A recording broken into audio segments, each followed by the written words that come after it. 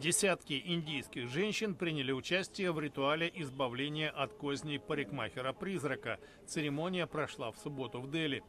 Обращение к божествам потребовалось после серии инцидентов в сельских районах на западе и севере Индии.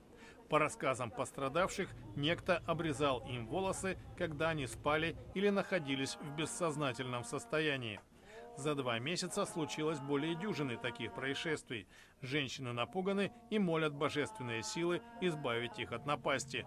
Они жгут записки со священными текстами, молятся, пишут заклинания на стенах жилищ и приносят подношения божествам. Власти призывают граждан не верить слухам и не поддаваться суевериям. Полиция тем временем проводит расследование.